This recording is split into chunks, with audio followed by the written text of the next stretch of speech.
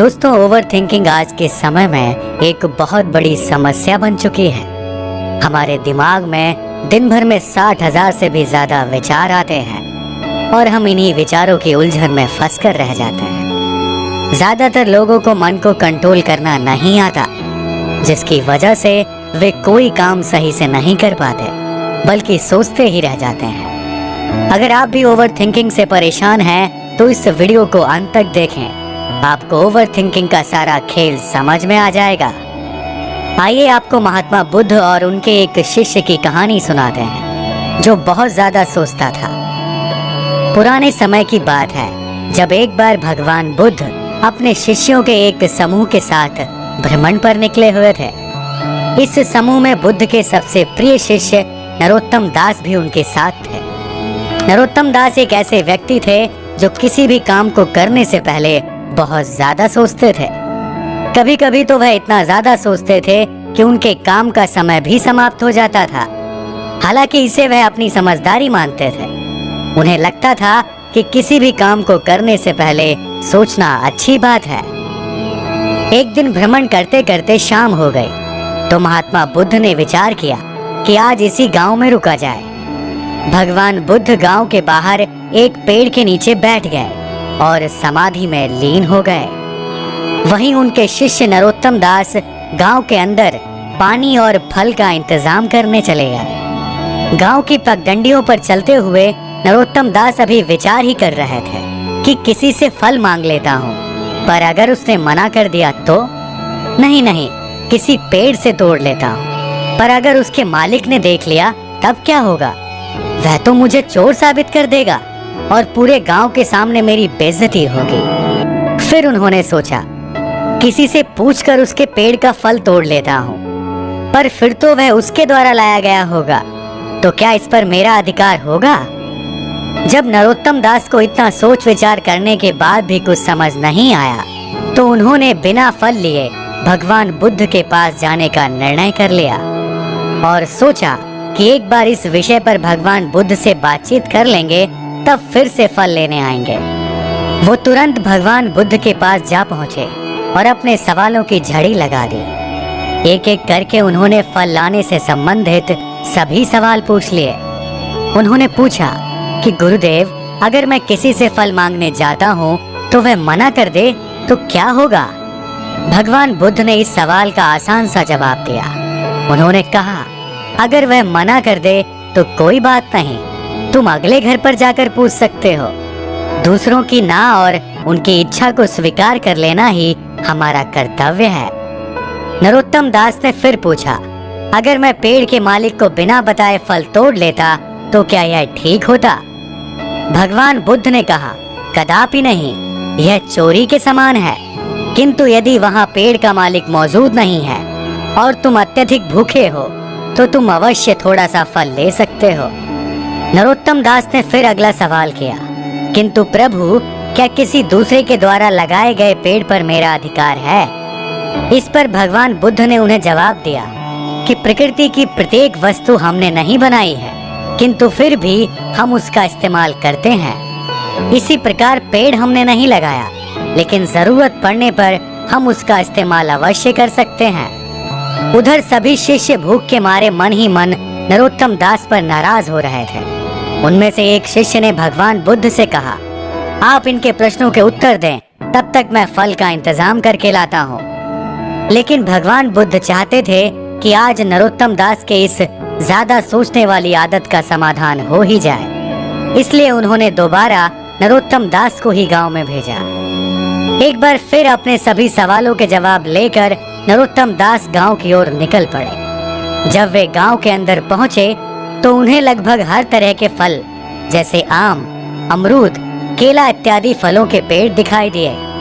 नरोत्तम दास एक बार फिर सोच में पड़ गए कि कौन से पेड़ से फल तोड़ा जाए। यदि वे आम लेकर जाते हैं तो क्या आम से सभी शिष्य और भगवान बुद्ध का पेट भर जाएगा? यदि वे अमरूद लेकर जाते हैं तो क्या अमरूद सभी को पसंद आएंगे?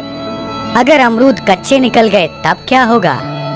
उन्होंने सोचा कि केला ठीक रहेगा, लेकिन केले में छिलका होता है और इस तरह जब वे ढेर सारे केले लेकर जाएंगे तो केले का छिलका इधर उधर फेंका जाएगा और गांव में गंदगी होगी। एक बार फिर से वो सोच विचार में डूब गए और काफी समय बीत गया। इस तरह से बिना फल लिए ही भगवान बुद्ध के पास चले आए और सोचा कि सभी से पूछकर ही सभी की पसंद का फल लेकर आऊंगा। इस तरह से नरोत्तम दास एक बार फिर से अपने लक्ष्य को पूरा किए बिना ही भगवान बुद्ध के पास वापस चले आए। अपने अधिक सोच विचार वाली आदत के कारण नरोत्तम दास ने रात्रि भर में कम से कम 5 से 6 चक्कर लगाए। गांव के अंदर जाने से लेकर भगवान बुद्ध के पड़ाव तक चक्कर लगा लगा कर नरोत्तम दास एकदम थक चुके थे। अंत में नरोत्तम दास भगवान बुद्ध के पैरों पर गिर पड़े और उन्होंने कहा कि अब वह फल लाने में स्वयं को असमर्थ पाते हैं। उन्होंने कहा कि वह फल पर निर्णय नहीं ले पा रहे हैं और अत्यधिक थक चुके हैं। तब भगवान बुद्ध ने उन्हें उठाया और कहा, यह सब तुम्हारे अधिक सोचने की आदत के कारण हुआ है। यदि तुम इतना अधिक नहीं सोचते और फल लेकर आए होते तो ना तो तुम्हें इतने चक्कर लगाने पड़ते और ना ही हम सब बिना फल खाए भूखे रहते। तुमने अपने जीवन का अमूल्य समय यह सोचने में बिता दिया कि फल कैसे लें, कौन से लें, कितने लें और कोई काम नहीं किया। इतना सुनकर नरोत्तम दास की आंखों से आंसू निकल आए। उन्होंने कहा कि मैं आप सबसे क्षमा मांगता हूँ और वादा करता हूँ कि मैं कभी भी इतना अधिक सोच विचार नहीं करूँगा। दोस्तों, किसी भी विषय को लेकर एक हद तक सोचना तो ठीक है, लेकिन जब एक ही चीज पर बार बार सोचा विचारा जाता है तो वह ओवर थिंकिंग का रूप ले लेती है। कई बार ऐसा होता है कि हम अपना जरूरी समय निर्णय लेने में नहीं बल्कि सोचने और समझने में बिता देते हैं। किसी भी निर्णय से पहले सोचना विचारना गलत नहीं है, लेकिन अत्यधिक सोचते रहना निर्णय लेने की क्षमता को प्रभावित करता है। हम अपना अमूल्य समय सोचने विचारने में निकाल देते हैं और समय यूं ही बीत जाता है। सोचना इंसान का नेचुरल स्वभाव है, लेकिन हद से ज्यादा सोचना दिमाग की स्थिति बिगाड़ देता है। ओवर थिंकिंग की जड़ डर और चिंता होती है। काम करने से पहले ही परिणाम के बारे में सब कुछ सोच लेना एक ओवर थिंकर की आदत होती है और इससे काफी हद तक मानसिक स्वास्थ्य भी प्रभावित होता है। हम जब भी कोई काम करने जाते हैं, हमारे मन में सवालों का तूफान उठने लग जाता है। हम हमेशा सोचते रहते हैं कि लोग क्या कहेंगे, लोग मेरे बारे में क्या सोच रहे होंगे, सब मुझे देख रहे होंगे, लोग मुझे देखकर बातें बना रहे होंगे। ऐसा सोचकर हमारा सिर शर्म से झुक जाता है। हम जो भी करते हैं, हमारा ध्यान उस काम में न होके हमेशा चिंता करने में व्यस्त रहता है, जिसकी वजह से हमारा आत्मविश्वास कम हो जाता है और हम और भी परेशान हो जाते हैं और खुद को कोसने लग जाते हैं। लेकिन असल में कोई भी हमारे बारे में सोच नहीं रहा होता। लोग अपने बारे में सोचने में इतना बिजी हैं कि उन्हें हमारे बारे में सोचने का समय ही नहीं है। दोस्तों, हम अपनी कमियों और गलतियों को जितना करीब से देखते हैं, उतना कोई और नहीं देख सकता। हम लोग खुद अपने सबसे बड़े क्रिटिक हैं और बार बार सोचकर अपनी गलतियों को अपने दिमाग में बड़ा बना लेते हैं। जब भी विचारों के चक्रव्यूह में फंस जाओ और विचारों को शांत नहीं कर पाओ, तो उनसे लड़ने की जगह अपना मन किसी क्रिएटिव काम में लगाओ। कुछ न कुछ ऐसा करो जहां तुम सब कुछ भूलकर पूरी तरह से उस काम में फोकस कर पाओ। ऐसा करने से तुम्हारी मेंटल एनर्जी एक दिशा में आ जाएगी और थोड़ी देर में तुम अपना मन शांत कर लोगे और तुम्हारा पूरा दिन चिंता में खराब नहीं होगा। ओवर थिंकिंग को रोकने का सबसे अच्छा उपाय है कि ज्यादा से ज्यादा क्या हो जाएगा। जब भी आप किसी चीज को लेकर ओवर थिंकिंग कर रहे हैं, तो अपने दिमाग में हमेशा रखना चाहिए कि ज्यादा से ज्यादा क्या हो जाएगा।